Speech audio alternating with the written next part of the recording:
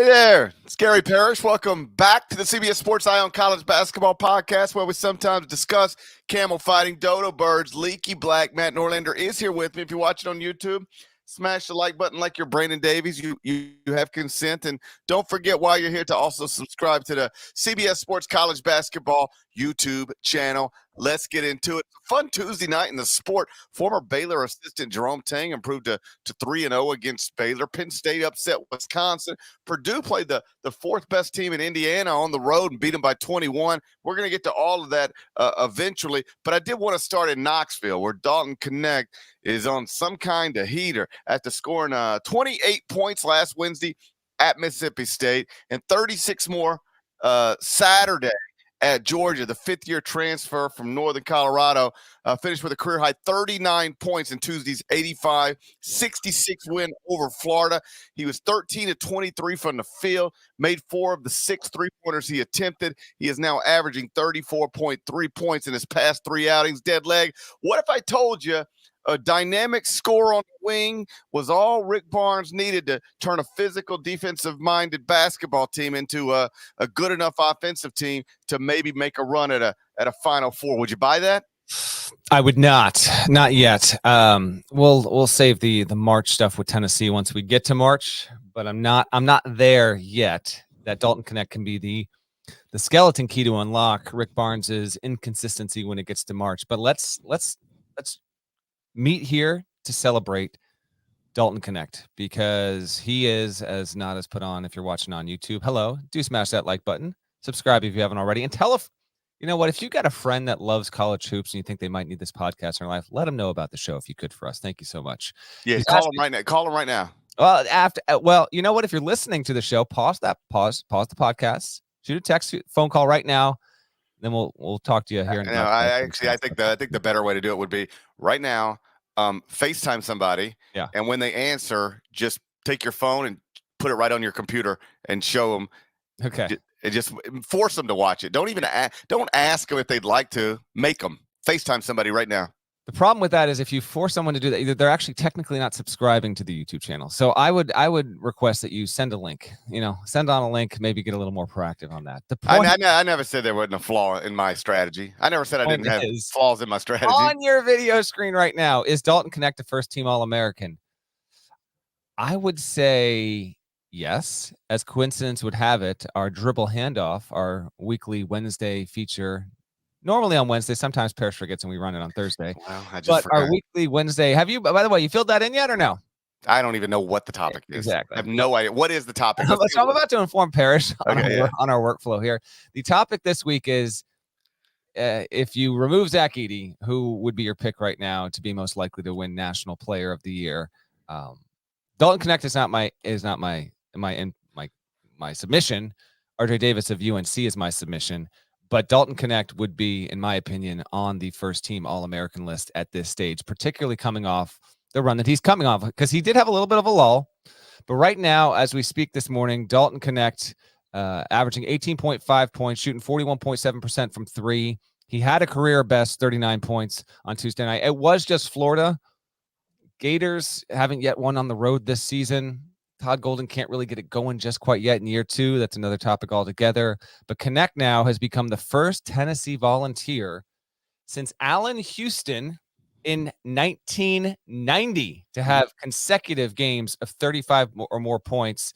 And even before that, he had 28. So in his last 3 games, Dalton Knecht, the Colorado connection, 34.3 points, shooting 57% from the field, 56.5% from three-point range, averaging 6 rebounds, and has hit 20 of his 24 foul shots. So he is the key for Tennessee to be in that top 5 discussion overall.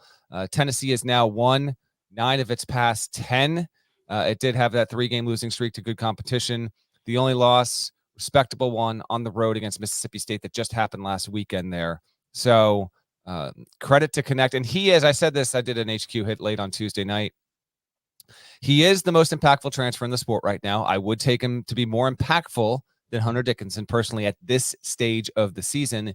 And he is the latest, but perhaps biggest example in this nascent NIL portal era that we have here that will give hope to any high major program that thinks they might be able to find a gem at the low major ranks, and to give any low major player that let's be clear here, is established. Dalton Knecht was a good player in the Big Sky at Northern Colorado, but he wasn't an absolute all-star. He was second team all league last season. But it gives hope that in the years to come, someone else could be a Dalton Knecht. Obviously, that will be attempted and will not come to fruition many, many times over. But he proves that there are really, really good players out there that are capable. He is a grad student as well, so it's not like, he didn't go to Northern Colorado for a year. He started outside the D1 structure, okay, junior college, then to Northern Colorado, then finds a perfect home for himself at Tennessee, and he has really changed the dynamic of UT this season, one of the better players in the country. David Jones wants me to ask you if you're sure Dalton Knecht is even the best transfer in the state of Tennessee. I would say, right now, give me Knecht. If you watch the way that Knecht plays and what he does for Tennessee's offense, I would say it is Knecht. To revisit a conversation we've had previously, do you know where Dalton Knecht was in David Cobb's transfer rankings? I'm sure he wasn't ranked at all. Oh, well, he was ranked. He was ranked at all. He was 47th. 47th. So would you rather have the 47th best transfer or the 47th best high school prospect? I know which one I'd like. Well, when it comes to this specifically, yes. But there's a chance you could find the 52nd race transfer and the 52nd high school prospect, and the high school prospect might be having a better season. Well, I don't have time to look that up. That's called selective data. That's all. Yeah. Well, I like selective data. Trust me, I know. I don't know if you've been paying attention. I'm aware. But I enjoy selective data. No, Knecht his path to stardom, and I think we have reached stardom level, right? Yeah, I think you do this for a top 5 team. Yeah, and in terms of college basketball, it is stardom, right, within our universe. I think that's fair. So he was only 6'1" when he graduated high school. All right, and he enrolls in junior college, Northeastern Junior College, and while there, he apparently grows 5 inches. We should all be so lucky. This dude grew 5 inches while I was in junior college. I ain't grown since 8th grade. I've looked exactly like this since 8th grade. Well, that's not true. You had hair. I have the pictures to prove it. No, I've always did not look like this as a freshman in high school. I did too. I have looked like this my whole life. I haven't grown since 8th grade. This dude went to college and grew 5 inches. So he becomes a first-team junior college All-American and ends up at Northern Colorado. He's in his home state. Leads the Big Sky in scoring as a senior. And then don't ever forget, the only reason this dude's still playing college basketball is because of COVID. Yeah. He's played 4 full seasons of college basketball before he ever got to Knoxville. But he decides to use his 5th year, his COVID year. And well, he's a grad transfer too, so he still could have done this, I believe. Because he graduated from Northern Colorado, so he still would have been able to be a graduate student and eligible to play. I don't know if COVID is... No, I mean, you can't play a 5th year without COVID. As a grad student, I think you could. You could. I would rather not argue this live, but okay. I could be wrong. I could be wrong on this. Maybe I'm having selective data here, but I thought, okay, I could be wrong on that. Like, let me point regardless. Yeah, I believe. I'll look at the numbers real quick. He played 2 full years of junior college, and then 2 full years of 30-plus games at Northern Colorado. This is his 5th year of actually playing basketball at the collegiate level. I believe that's a byproduct of the COVID year. Either way, he ends up in Knoxville. And as we talked about Tuesday night on Inside College Basketball, Tennessee has had some habits that have traveled from one season to the next under Rick Barnes. I think that's one of the signs of a coach who has really established a culture is that, the pieces are going to change year to year, but are there some things you can rely on? Like, hey, that's Tennessee basketball. This is something they do. Well, we know they're going to be physical with you. We know they're going to really guard you. And both those things were true last season. They're both true this season. One of the best defensive teams in the country. They're going to beat you up a little bit.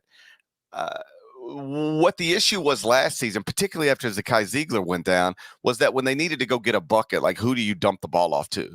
Like, with all due respect, Santiago Vescovi maybe doesn't need to be the best player on a championship contending team. But he was reduced. He was asked to maybe be that, at last season at Tennessee, and that, or at least one of them, and that that prove difficult. They just got into situations sometimes where, hey, you're on the wrong end of a 10-0 run. Can you stop it? Hey, you're down 8 on the verge of going down double digits. Can you get a bucket to stop this? They didn't know where to go with it. Well, Dalton Knecht solves all that. I mean, you can just get he's a guy he's got size on the wing. He's athletic. I don't know if he'll test off the charts at the combine, but he's not just he's not a stereotype. He's 6'6". He's got a long arms. He's athletic. I would define him as an elastic college basketball player. Yeah, like he moves on the floor. Yes. I was in studio with Wally Zerbiak Tuesday night. Wally was like, he shoots it. He's got long arms and he shoots it. He's got a high release. He's he's starting to show up on mock drafts and starting to get real NBA draft attention, and that makes sense to me. He looks the part. He does, and if they had not, we're not going to go too deep onto what would have happened if they didn't get him. But if they didn't, it's interesting. Like, Tennessee would still be a good team, but if they didn't bring him aboard, it would be a markedly different team. But now, Volunteers at 13-4, just the one loss, as I mentioned, since the end of November.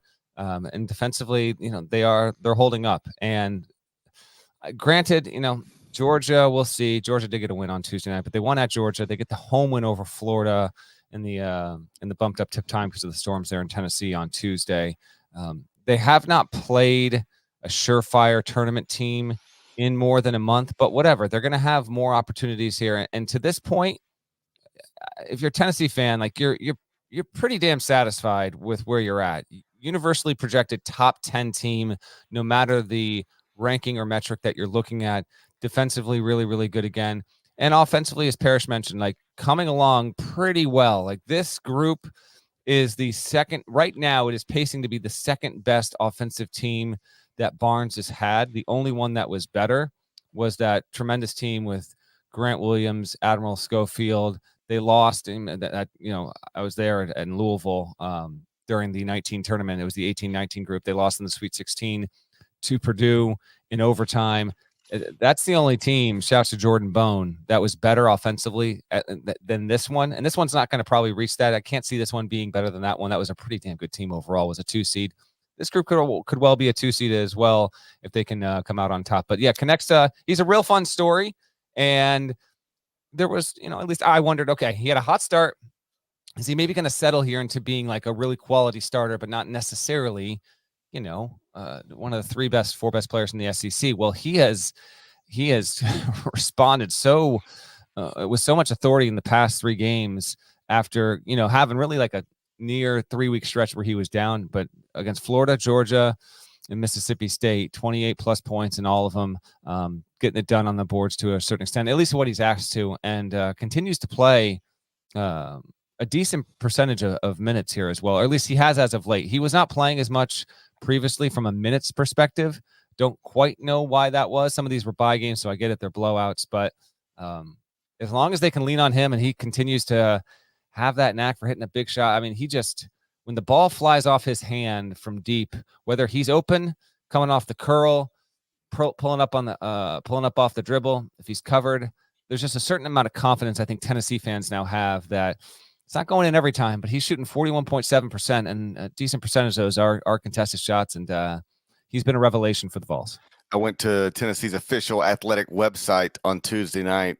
I was looking for something else, but stumbled into the Vols store where you could order a Dalton Knecht jersey for $150. You could order the Tennessee Dalton Knecht jersey. $150? $150. You ready for this? Out of stock. Wow. Yeah, look at that. He's like Knoxville's Lionel Messi. He's like the Lionel Messi of Knoxville. You can't get a jersey. Yeah, how about that? $150, by the way. Listen, I hope he's taking home the majority of those profits because, well, he should. But $150 for a college player's jersey? That seems a little steep. If you asked me to guess blindly how much a Dalton Knecht jersey was going for, I would have said $99 right there. Yeah. Jerseys ain't no joke. You walk into a team store at a NBA arena, they ain't no joke. Yeah. If I want to walk in and get a Desmond Bain jersey at FedEx Forum right now, is that running me more than $200 right now? I don't know if it's more than 200, but it's gonna be somewhere between 1 and 2. It's like 150. I don't know that would be out of the ordinary. That's about what you're looking at. Yeah. Jerseys, man. I'm looking. Jersey. We can get a word from our partners after this, whatever. But I'm gonna look up a Desmond Bain jersey. Yeah, you look up a Desmond Bain jersey. We'll whip around the country next. Talk about what else we need to know from Tuesday night. But first, we'll get for $150. We will get one word from our partners. Another chapter in one of the NFL's most epic rivalries.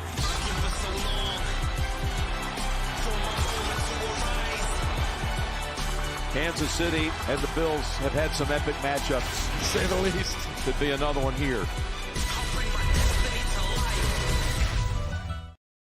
Got Nick in the chat. He says he got an adult John Morant jersey recently. $150. That's what it cost. Yeah, I'm on the store here, grizzlystore.com. I'm sure you're quite familiar with it. Although it's Fanatics, so that's a different deal altogether. This isn't going to give me. I want to know if I'm walking in the building in the team store at FedEx Forum. You should have this information offhand, to be honest. I don't own a jersey. I don't. But you're in the building all the time. You don't take a little drive by there? No, I go in there when my wife texts me and says, "Can you get Oliver a Jaren Jackson shirt?" And that's when I go in there. But other than that, I don't get to that part of the building too often. All right, you want to whip around what we had in the sport here on Tuesday night? Yeah, whip around, whip me around. There we go, a little kinky. Let's start on Seton Hall. All right, St. John's didn't have Pitino, had COVID.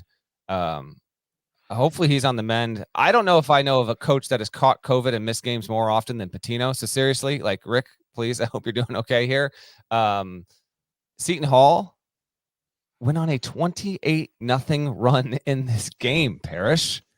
They destroyed St. John's, and in doing so, maintained a tie in the loss column atop the Big East standings. Seton Hall is now 13-5 overall, 6-1 in the league.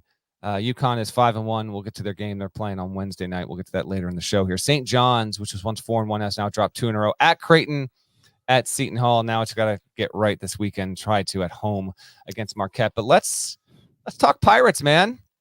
They have lost once since December 9th. It was at Xavier, and are the surprise team in the Big East this season. Shaheen Holloway's team was picked 9th in the preseason.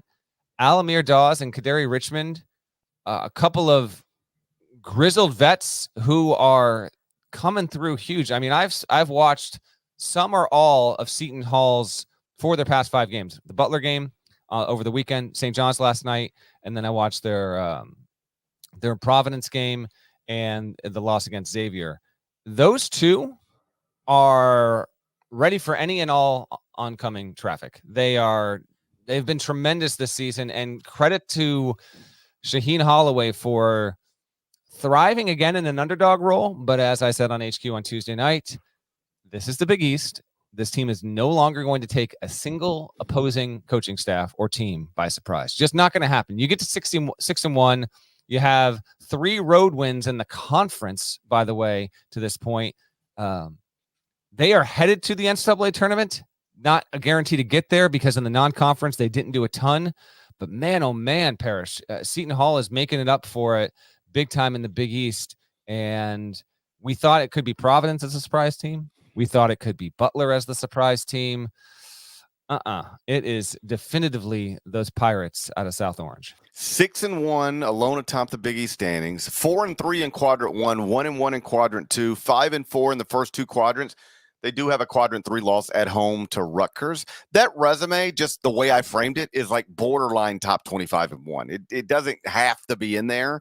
But when you start to factor in strength of recent performances and just acknowledge that they're on a 5-game winning streak, 3 of those 5 wins are quadrant 1 wins, and they're, again, alone atop the Big East standings as of this moment. I did put Seton Hall in the top 25 and 1 on Wednesday morning. Shaheen Holloway at his alma mater. I just sort of looked at the top AP poll earlier today. We got a lot of guys doing good stuff at their alma maters right now. What do we got? Number 2, Purdue is coached by alum Matt Painter. Number 4, North Carolina is coached by alum Hubert Davis. Number 7, Duke is coached by alum John Shire. Number 10, Memphis is coached by alum Penny Hardaway. Number 19, TCU is coached by alum Jamie Dixon. Number 21, Dayton, coached by alum Anthony Grant. And Seton Hall, which is probably just a win this weekend away from entering the AP poll, is coached by alum Shaheen Holloway. That's good stuff. That's a, you always hope these types of things will work out, and they don't always. Patrick Ewing and Georgetown, an example of that. But 1, 2, 3, 4, 5, 6 teams in the top 25 AP poll right now are coached by men who graduated from those schools. And I would expect that, Seton Hall is going to hit. They'll have at least one skid in there. I mean, next to our Creighton at home, Providence at home. So it's set up here to hopefully continue inflating its record, but it's got a road game against Marquette later this month. It does get the fortune here of dodging any kind of 3-game road stand. It's in the midst of a 3-game home stand and getting enough done here in the early part of the schedule. If you really look at the back end, just to really look down the way and how they're going to finish the regular season, it's home Butler, at Creighton, at UConn, home Nova, home DePaul. So there's some tough ones in there, but you wrap up at home against Nova and then DePaul there. I think Seton Hall is going to be in the tournament. I don't think they're going to win the league. Now they're tied for first right now. I think water will find its level to a certain degree, but congrats to the Pirates on definitely exceeding expectations at this point. More work to be done, but that's a really cool story. Elsewhere on Tuesday night in college hoops, this is just a quick mention for me. Purdue wins at Indiana. It wasn't close. Indiana kind of flirted with making it maybe interesting in the second half, but whatever. 87-66. Edey goes for 33 points and 14 rebounds, just further establishing his dominance over the Player of the Year race. And for Indiana, it is just a lost season, unfortunately. It is now, I actually didn't check it this morning, but it was in the 90s of many a metric here. The Hoosiers, as of Wednesday morning here. Oh, buddy, I got it. I know you got it, but let me do it. 94th at Ken Palm right now, and we almost have all preseason priors factored out. We got about another week or so before it's all in-season data. 12-6. Doesn't have a good it doesn't have a good non-con win. I can't call Maryland at home a good one there. And what do you want? Weirdly, like Xavier Johnson has not been good. I thought he would be way better. They got into foul trouble last night. I got nothing on Purdue, Indiana, but if you have something. No, I don't have to. It speaks for itself. I don't have to get any jokes off. Like Kansas went into Indiana and needed to really rally late to steal a victory at Assembly Hall. That is also one of the best teams in the country. And Purdue just went in there and handled them from start to finish. Indiana made a little run at some point to kind of make it interesting in the second half, but then Purdue stretched it right back out and wins by 21. It did occur to me, as we're going, ooh, Dalton Knecht. Oh, wow. It's like Edey got 33 and 14. He is normalized these ridiculous games. When somebody else goes 33 and 14, it's like, oh, wow.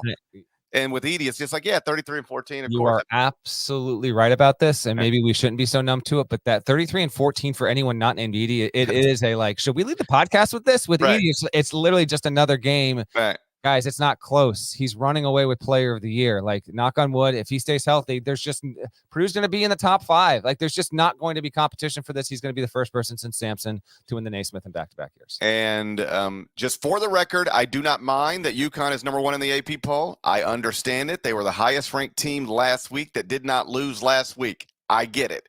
But Purdue is 6-2 in quadrant 1 and 11-2 in the first 2 quadrants after last night's win. They lead the nation in quadrant 1 wins. They lead the nation in wins inside the first 2 quadrants. They could add a 7th quadrant 1 win this weekend at Iowa. Regardless of who's ranked number 1 in the AP poll, Purdue right now has the nation's best body of work. If the selection committee were evaluating teams as of this moment, I'm confident they would make Purdue the number 1 overall seed. I agree with that. And for the Purdue fans listening, I do know the game meant a lot after last season when Indiana swept Purdue. And so you get back there. I'm sure for that staff and that roster, it does mean a lot as well. Let's talk Kansas State because it wins in overtime at home against Baylor, gives Baylor its first loss in league play. The only undefeated team in the Big 12 now is Texas Tech, which has a game. We'll get to this later in the show, but they've got a game on Wednesday night. We'll see if they can get out of the next 24 hours without a scratch in league play. It's going to be a big ask. Baylor probably should have had this game, But K-State made a huge rally at the end of regulation, and then they really flipped it when Arthur Kaluma hit a top of the key three, and he was fouled. It was a 4-point play, turned a 2-point deficit into a 2-point advantage there. No real shame whatsoever, obviously, at all. And Baylor going on the road at what looked to be, and it was an interesting Tuesday night for a couple of reasons there. But from a television standpoint, the game that to me that looked like just the most fun building to be in was Bramlage, and good on K-State for getting its first quad one win of the season. Now it might have, and I can't retroactively go back and check. I don't know if when it beat Providence, that was technically we didn't have the net rankings out there. So like, we don't know, but that's definitely not a quad one right now. They won over Villanova at home. It's not a quad one, not close. They have a road win against LSU, doesn't register as a quad one win. So the Baylor win, it got until mid-January. And that is aberrational for a Big 12 team, and one that is, probably tracking toward getting into the tournament. To wait this long to get a Q1 victory. Easy for me to say. Here's the other deal, though. Saw Rothstein tweet this. I didn't realize it till he did. Dude, Kansas State has sleeps gone. In May. You didn't realize he sleeps in May? I've known that for years. I'm well aware of that bit. Kansas State is 10-0 in overtime games under Jerome Tang, and they're 5-0 this season. The odds of that are absurd. Only Florida State's like 17-0 in its past 17 overtime games. But that's incredible there. They have OT wins this season over Providence, Oral Roberts, North Alabama, Villanova, and now Baylor. It's because of these close shaves that Kansas State, 13-4 record, 3-1 in the Big 12, well outside the top 40 in many a predictive ranking. But good win for Jerome Tang. A nice victory for the Wildcats. We'll see if they can start building a tournament resume. They've got a tough schedule upcoming, so I think that win will prove to have been necessary in retrospect. I mean, yeah, 10-0 in overtime is a nice record, but like, why can't you get your work done in regulation, Jerome Tang? Well, you come here to drag Jerome. All right. Hey, can I get a 14-minute read and a court report about why Kansas State can't win in 40 minutes? No, you cannot, and no, you will not. No, it's awesome. It's awesome. Like, he's changed the entire culture of that program. He's now 3-0 against Baylor, his former employer. And Kansas State, like, it is true, last night got its first quadrant one win. But if you start just framing bodies of work, one of the things they did well in the non-league, like, they didn't, they're pretty low in the computers. They are probably projected. I don't know. I'll just keep it simple and factual. They're pretty low in the computers, but they're 1-1 in quadrant one and 3-3 in quadrant two. So 4-4 in the first two quadrants with no additional losses. So they don't have any quad three bad stuff or quad four bad stuff. And like we've talked about before, if you don't damage your resume severely in the non-league, and Kansas State didn't, if you then go 500 in the Big 12, that history says that's good enough. Every team that's gone 500 in the Big 12 since 2015 has made the NCAA tournament, except for the year 2020, where we didn't have an NCAA tournament. It's the dumbest pandemic of my lifetime. Kansas State's now 3-1 in the Big 12. All right, so they're on their way to hitting that finish line, if we are calling that the finish line. And what's interesting is that they have an advantageous league schedule. In the Big 12, we no longer have a true round robin, right? Because there's too many teams for that. So everybody, like, we have unbalanced schedules in the Big 12. Well, Kansas State gets to play Oklahoma State twice and West Virginia twice. Those are the two worst programs in the Big 12. Kansas State only has to play Houston once. All right? So how about this? The maximum number of games you can play in the Big 12 against sub-75 teams in the net in your league, the maximum number is 6. And that would mean if you got 2 against West Virginia, 2 against Oklahoma State, and 2 against Central Florida, then you would get to play 6 games against sub-75 net teams. That's the max you could get. Okay. Kansas State gets 5. They get Oklahoma State twice, West Virginia twice, and Central Florida once. So the schedule, as much as anything else, is going to give them a shot to finish 500 in the Big 12. And if they do that, finish at least 500 in the Big 12, they're going to go dancing for the second straight year under Jerome Tang. Two edges to that sword, though, and I know you know this, but just for our listeners so they don't get confused, obviously your league record has zero impact on whether you get in or how you get seeded. I'm just saying it is a fact. I know you know. I'm just saying for our listeners. To clarify, yes, being 500 in the Big 12 doesn't guarantee admission. I'm just saying every year since 2015, every team that's finished 500 in the Big 12 has made the tournament when we had a tournament. Yes, and league record is completely irrelevant when it comes to inclusion or seeding, but those things have correlated. Also, though, by nature of having so many of those games outside top 75 competition, K-State's obviously going to have to get it done against the quad one games, because it could be an interesting situation if it gets into the tournament with a high loss total where it winds up getting seeded. Sticking in the Big 12 real quickly, I truly don't have an issue with this. I just got a chuckle out of it. Cincinnati beat TCU in another overtime game in the Big 12. TCU ranked 19th. It was the second top 25 win for Cincinnati this season. Wes Miller is trying to really build something there. And then the fans just decided, what the hell, we're gonna flood the floor. So to Cincinnati fans out there, you know what? Go ahead, have yourself a ball. But it is TCU, and it's not like you just got your first rank win of even this season. It's not like TCU is a top 10 team or a top 5 team. It's 19th overall. And I know Xavier fans are having. Xavier got a good home win on Wednesday. It's a little bit of an up and down season for Sean Miller's group there, and so I think for the X-men and the X-women, they got a little bit of a Schadenfreude over Cincinnati's fans just deciding, what the hell, we're here, let's get out there. TCU GP. Courts, I honestly, is it the first time TCU has ever been court stormed in the history of the program? It might be. That might be. Like, has TCU ever watched a court get stormed against them? It might. I don't. Come a long way. They've come a long way. I don't mind it. Like, Cincinnati I'm so jealous of Cincinnati as a Memphis graduate. Okay. Like, I was raised on the Metro, and then after the Metro, I was raised on the Great Midwest Conference. I grew up with Cincinnati. And to watch them get to host Big 12 games now while Memphis is hosting UT San Antonio, it just makes me sick. I hate watching them have so much fun. Central Florida too. Like, I watched Central Florida storm the court last week against Kansas. Memphis was in overtime against UT San Antonio. I was like, what is happening? That is, you are tapping into a vein there for the entire Tigers fan base. It's not inaccurate. Cincinnati, good win by you. Interesting team. See how they shake out in obviously a very intriguing Big 12. I'll also note NC State 5-1 in the ACC for the first time since 88-89. It won 83-76 over Wake Forest. We got the double. Double bird.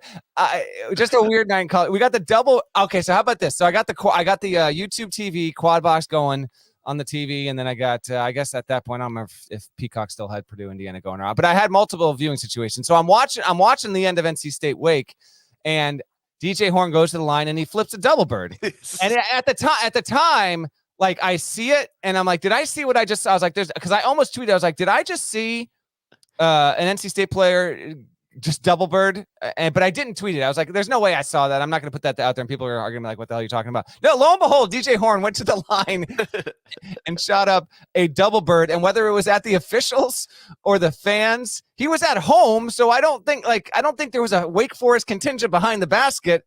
And then he tweeted his apologies after. Young man, you do not need to do that. No, never.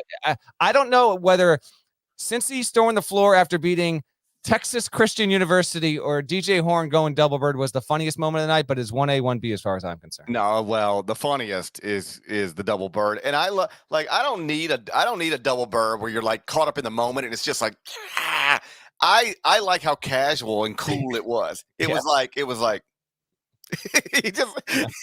so good. Yes, it was so good. I loved it. Never apologize for being hilarious. You should never have to apologize for being hilarious. Completely agree. It was a brutally officiated game. Kevin Keats got tossed. Jeff Anderson wanted nothing to do with it. There were multiple ejections. Hunter Salas got ejected, amongst others. So yeah, it was weird game. NC State 5-1 though in the league for the first time since 88-89. Wolfpack, good on you. Let's go to the Mountain West. New Mexico got another quad one win.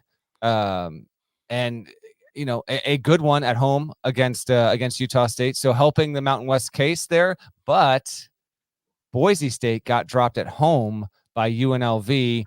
That was a CBS Sports Network game. 22-game home win streak. That was the longest in the country. It's now over for the Broncos, and so just it's a knock for them. So good for the Mountain West, I think, for New Mexico to continue to get the win. Boise State to lose, and man, that game just took forever. But those were the doings there in the Mountain West. You ain't got to tell me.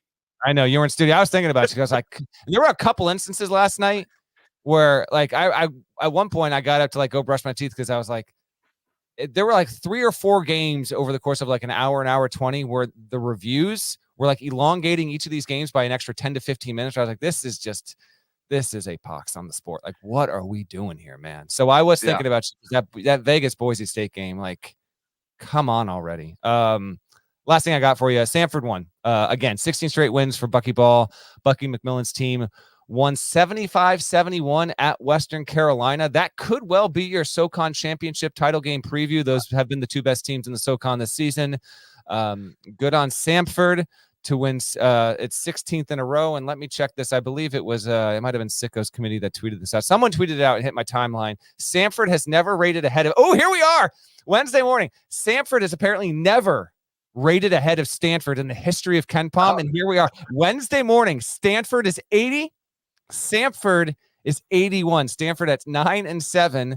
The Cardinal 80th at KenPom. Samford at 16-2, right behind. We are on the cusp of history, my friend. Samford, one of the best mid-majors in the country. And maybe, I was telling you earlier this season, maybe James Madison could be this year's Florida Atlantic. Now, man, Samford is that team right now. They are getting it done, and congrats to them because it's been a good while since they've had a huge season note like this. Indiana's 94.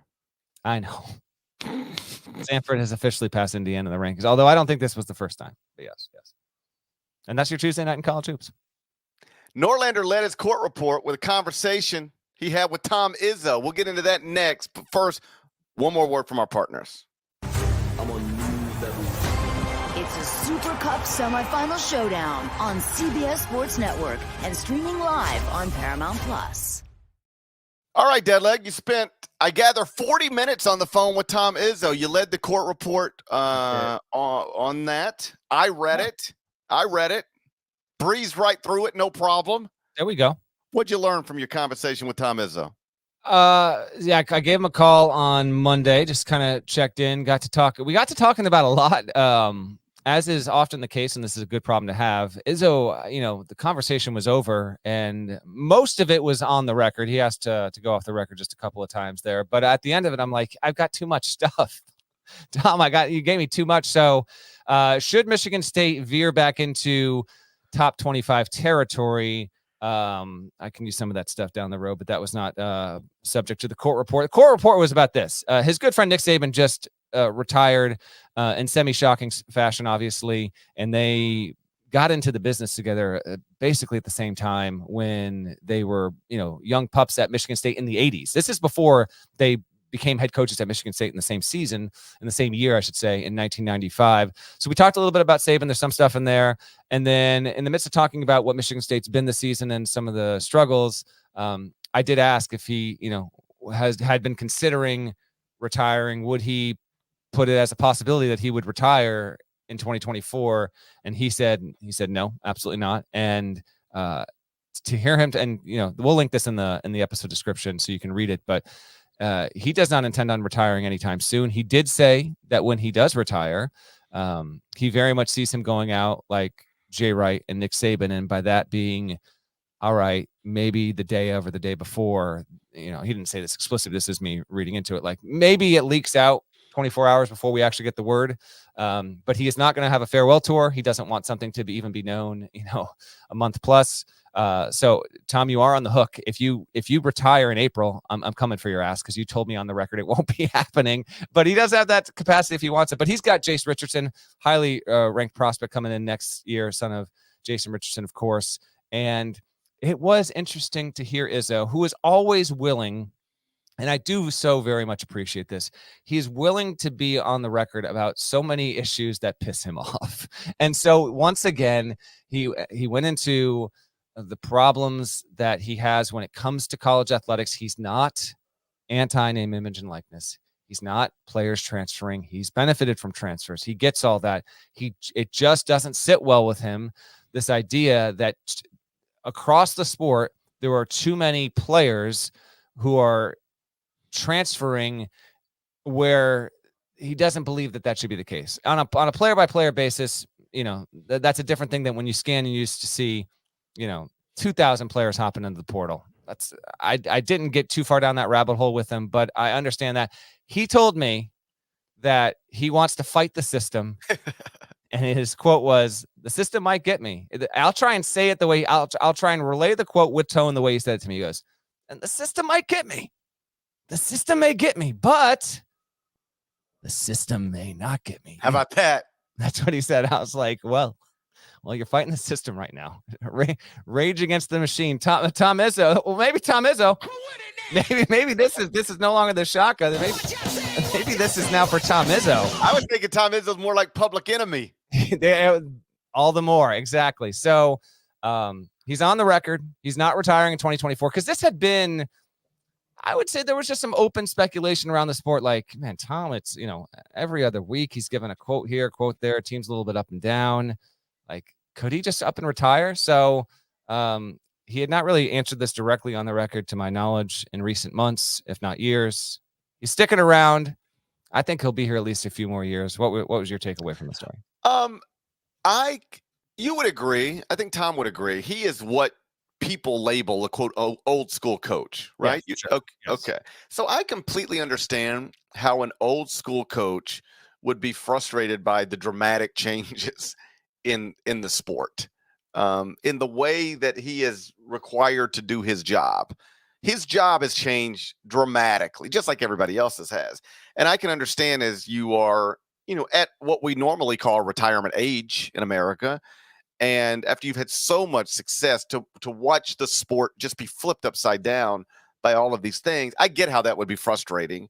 And I understand how there are certain situations that are exactly as Tom describes them, which is somebody runs into a little bit of adversity, and rather than fight through it, they say, "Oh, I'm just getting out of here. I can transfer. I'm just going to go find a new home." The only thing I am resistant of, or hesitant to go all the way with them on, is that, and I know he didn't say this, I'm not putting words in his mouth, but the implication is that, like, players are transferring, and this is a lot, and this is not good for the sport. And whether it's good for the sport or not has never really been something I care about too much. I just care about, is it fair to the student athlete? I'm not saying you shouldn't ever consider whether something is good for the sport, but I'm more interested in, like, is it fair for the student athlete? And I don't think student athletes should have restrictions on them in that way, in the way that some coaches would like us to go back to. And I don't think every player who transfers is running from something. And again, I know Tom didn't say that, but you get that suggestion from coaches a lot. Like, if you're not getting the playing time you want, or you're not getting the number of shots per game you want, and you decide to transfer, then you're running from something. And I just don't think that's always true. Like, sometimes you're just looking for a better opportunity, something different. Like, every time you break up with somebody you're in a relationship with, are you running from something, or have you recognized perhaps that this isn't a good relationship for me? Like, every time somebody gets divorced, they're not running from something. Sometimes it's just like, hey, we thought this would be great. It's not. It's time to move on. Like, was Josh Pastner running from something as a coach when he left Memphis for Georgia Tech? Maybe. That's my point, right? But we don't go, well, oh my God, it's so shameful. It's like, yo, man, if you stay at Memphis, you're on the hot seat. Georgia Tech's willing to give you a brand new contract, and Memphis is willing to pay you to take it. Maybe it's time to. Shaka Smart, he was at Texas. I don't know that the Marquette job is a better job than the Texas job. I do know this: when Shaka was at VCU, he was offered the Marquette job, didn't take it, and then he was offered the Texas job, and he did take it. So then why did he leave Texas for Marquette? Well, because things were getting difficult. Like, he just lost in the first round, and if you come back, you're on the hot seat, and if you have a bad year, you might be gone. Like, is he running for something, or is he just running to something better, something that feels like a better situation? Just in the sport, Bryce Hopkins went to Kentucky, couldn't play, left. Was he running for something, or was he just looking for something better? Went to Providence and became an All-American candidate. Joe Burrow went to Ohio State, sat on the bench, decided to transfer. Was he running from something, or did he just say, God, I don't want to keep watching. I want to go play. By the way, he signed a $275 million contract last September. So I just don't. And I know Tom didn't say this, but too often I hear from not just coaches, but fans too. Like, people transferring is like the worst thing in the world. And it's symbolic of issues facing the youth of America. And I don't always buy that. Yeah, I had a line in the story, kind of linking Saban and Izzo's coaching philosophies and mantras, really lifestyle, to be honest, where something that is worth doing should be hard to achieve. Essentially, like, if it's not hard, then something's gone wrong. And Izzo particularly leans heavily into this notion. And so he likes players, obviously, that want to come play for him and have this mindset where, like, yeah, no, I'm gonna have bad days. Like, it's gonna be tough. There are gonna be days where I might not even like myself because of how I performed in practice or in a game, et cetera, et cetera. And you know what? Then I'm gonna say, I'm gonna go back and I'm gonna do it even better. It's gonna make me a better person. I think Izzo just wishes that his worldview on this, which was way more common 15 years ago, not even getting into 30 years ago, was out there. And it's just not. And he said, I think I can adapt to it better than the kids most times, which is an interesting quote. It might be half accurate, half inaccurate, but the thing that he rapped on, he actually talked about this, and we got away from it. And then as we closed, he went back to it, and I put the quote in the story where I do believe Izzo has a genuine and concern. You could argue is the concern misplaced. I'm just telling you. His heart. I want to be clear. His heart's in the right place. His heart is in the right place. And he talked with me about this in July at the Peach Jam last year. And you know what? I think he talked about it with me in the Peach Jam the year before, and multiple times. And he's talked about it with so many people. He has genuine concern that there are going to be hundreds, if not thousands, of players that just wind up taking this crooked route through college.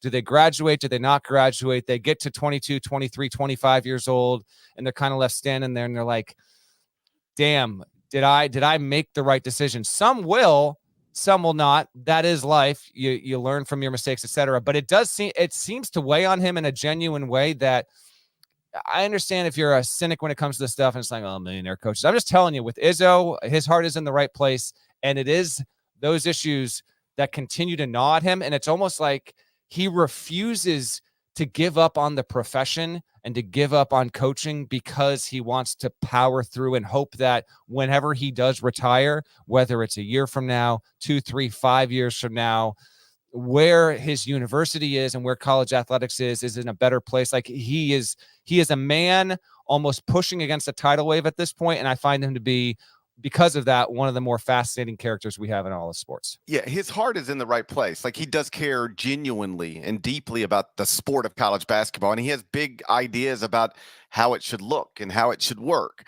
I'm appreciative of all that. It's just often when I hear people say things under the umbrella of what you just said, I can always counter it by saying, yeah, that's not unique to basketball players. That's young people in general.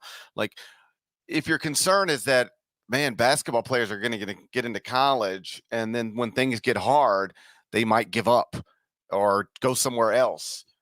Well, yeah, like the young people, thousands of basketball players might do that. Millions of other people do that every year. You know, they struggle in school. They don't fight through adversity. They take a semester off to bartend or travel, go start a band in California. It's the same thing I used to hear all the time with the NBA draft. Like, well, the reason you don't want high school players entering the NBA draft straight out of high school is because, you know, some of them are going to make bad decisions. Okay, sure. Some high school graduates are going to make bad decisions.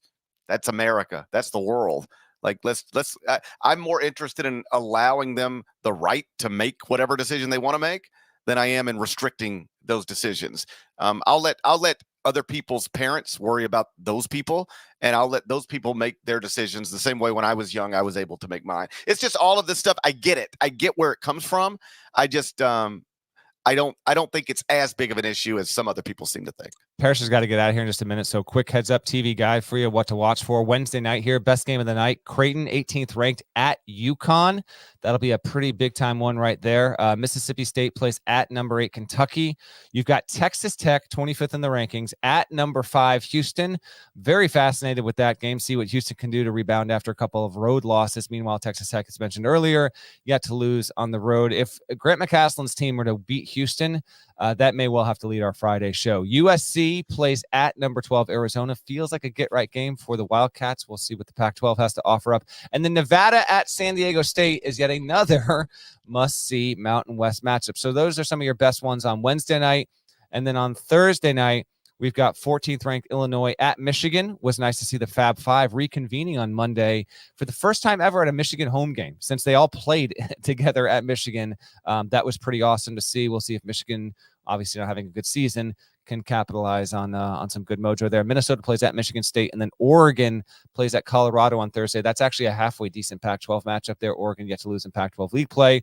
Colorado seemingly has an NCAA tournament future. So that's your Wednesday and Thursday night in college hoops. Shouts to Devin Downey. Shouts to Chester, South Carolina. Shouts to Terry MF and Teagle, legend. Shouts to Huck Larnell. Thank you guys once again for watching, listening to the Eye on College Basketball Podcast. If you're not subscribed, please go subscribe anywhere you subscribe to podcasts, including Apple, Spotify. More of us than there are of them. That should be reflected in the comments. So do that, and we'll talk to you again real soon. Till then, take care.